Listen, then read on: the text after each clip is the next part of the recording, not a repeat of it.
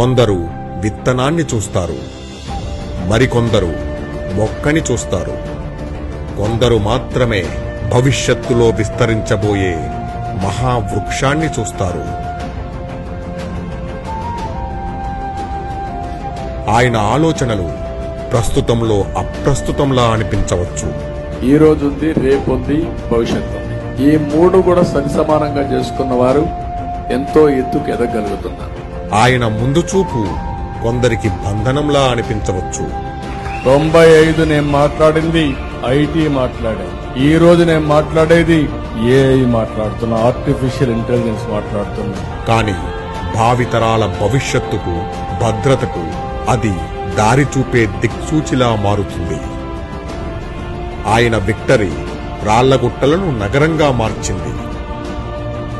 ఆయన విక్టరీ అందని ఇంజనీరింగ్ను అందుబాటులోకి తెచ్చింది. ఆయన విక్టరీ భరోసా లేని పేదలకు బీమానిచ్చింది. విద్యార్థినులకు సైకిళ్లు అందించి, మహిళలకు స్వయం ఉపాధి కలిగించి, రైతులకు డ్రిప్ ఇరిగేషన్ అందించి, భావితరాలకు భవిష్యత్తునిచ్చి, అట్టడుగు వర్గాలకు చేయూతనిచ్చి, వేల కిలోమీటర్ల రోడ్లతో, వేల మెగావాట్ల విద్యుత్ ఉత్పత్తితో, ఉరకలెత్తిన సాగునీటి ప్రాజెక్టులతో, సులభతరం చేసిన పాలనా విధానాలతో ఆయన నాయకత్వం వహించిన ప్రతిసారి రాష్ట్రం అభివృద్ధికి ఎగబాకింది. ఆయన్ని ప్రేమించొచ్చు, ఆయన్ని ద్వేషించొచ్చు, కాని ఆయన తీసుకొచ్చిన మార్పుల్ని, ఆయన ఊహించిన విజన్ని ప్రతిక్షణం మనము, మన పిల్లలు, మన భావితరాలు నింపాదిగా అనుభవిస్తామన్న సంగతి మాత్రం మర్చిపోవద్దు.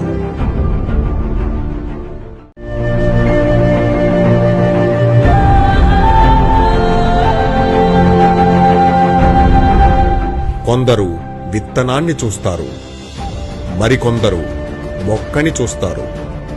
కొందరు మాత్రమే భవిష్యత్తులో విస్తరించబోయే మహావృక్షాన్ని చూస్తారు. ఆయన ఆలోచనలు ప్రస్తుతంలో అప్రస్తుతంలా అనిపించవచ్చు. ఈ రోజుంది, రేపుంది, భవిష్యత్తు ఉంది. ఈ మూడు కూడా సరిసమానంగా చేసుకున్న వారు ఎంతో ఎత్తుకు ఎదగలుగుతున్నారు. ఆయన ముందు చూపు కొందరికి బంధనంలా అనిపించవచ్చు. 95 నేను మాట్లాడింది ఐటీ మాట్లాడాను. ఈ రోజు నేను మాట్లాడేది ఏఐ మాట్లాడుతున్నా, ఆర్టిఫిషియల్ ఇంటెలిజెన్స్ మాట్లాడుతున్నా. కాని భావితరాల భవిష్యత్తుకు, భద్రతకు అది దారి చూపే దిక్సూచిలా మారుతుంది. ఆయన విక్టరీ రాళ్లగుట్టలను నగరంగా మార్చింది. ఆయన విక్టరీ అందని ఇంజనీరింగ్ను అందుబాటులోకి తెచ్చింది. ఆయన విక్టరీ భరోసా లేని పేదలకు బీమానిచ్చింది.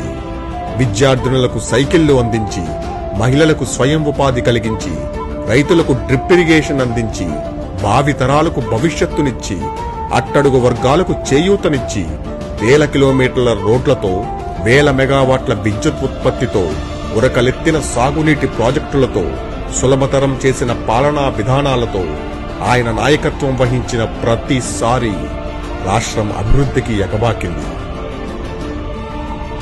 ఆయన్ని ప్రేమించొచ్చు, ఆయన్ని ద్వేషించొచ్చు, కాని ఆయన తీసుకొచ్చిన మార్పుల్ని, ఆయన ఊహించిన విజన్ని ప్రతిక్షణం మనము, మన పిల్లలు, మన భావితరాలు నింపాదిగా అనుభవిస్తామన్న సంగతి మాత్రం మర్చిపోవద్దు. 75 వసంతాల రాజసం నారా చంద్రబాబు నాయుడు. ముందు చూపు, ముందడుగు. ఇది చంద్రబాబు నాయుడు గారి స్టైల్. భవిష్యత్తును ఆయన ముందుగానే చూస్తారు. ఆయన చూసిన బంగారు బాటలో ప్రజలతో ముందడుగు వేయిస్తారు. నారేవారిపల్లె అనే చిన్న గ్రామంలో 1950 ఏప్రిల్ 20వ తేదీన అమ్మనమ్మ ఖర్జూర నాయుడు దంపతులకు జన్మించారు చంద్రబాబు. 28 ఏళ్ల వయసులోనే చంద్రగిరి నుంచి పోటీ చేసి గెలిచి మంత్రి అయ్యారు. 1984లో ఎన్టీఆర్ ప్రభుత్వాన్ని రాజకీయ ప్రత్యర్థులు అప్రజాస్వామికంగా కూల్చివేస్తున్నప్పుడు చంద్రబాబు గారి సారథ్యంలో జరిపిన ప్రజాస్వామ్య పరిరక్షణోద్యమం చారిత్రాత్మకం. తెలుగుదేశం పార్టీ ప్రధాన కార్యదర్శిగా పటిష్టమైన పార్టీ యంత్రాంగాన్ని నిర్మించారు. 1995 సెప్టెంబర్ 1న ఉమ్మడి ఆంధ్రప్రదేశ్ ముఖ్యమంత్రిగా బాధ్యతలు స్వీకరించి తెలుగునాట ఒక సరికొత్త శకానికి నాంది పలికారు. దేశంలోనే మొట్టమొదటిసారిగా ఈ గవర్నెన్స్ కు నాంది పలికారు. ఆంధ్రప్రదేశ్ విజన్ 2020 పేరుతో దార్శనిక పత్రం విడుదల చేసి ఐటీ రంగానికి తెలుగునాట సైబరాబాద్ పేరిట ఒక నగరమే నిర్మించి ఇచ్చారు. బిల్ గేట్స్ ప్రశంస అందుకున్నారు. ఐటీ రంగంతో పాటు నేడు హైదరాబాద్కు తలమానికంగా ఉన్న ఫైనాన్షియల్ డిస్ట్రిక్ట్, బీమా రంగ నియంత్రణ సంస్థ IRDA, Indian school of business, Shamshabad అంతర్జాతీయ విమానాశ్రయం వంటివి ఎన్నో చంద్రబాబు కృషికి దార్శనికతకు నిదర్శనాలు. అమెరికా మాజీ అధ్యక్షుడు బిల్ క్లింటన్ ను ఆకర్షించేలా డ్వాక్రా సంఘాల రూపకల్పన చేసి మహిళా సాధికారతను సాధించారు. ఇటు ముఖ్యమంత్రిగా విభిన్నమైన అభివృద్ధికర పాలన తెలుగు ప్రజలకు అందిస్తూనే దేశ రాజకీయాలలో తనదైన పాత్ర పోషించారు చంద్రబాబు.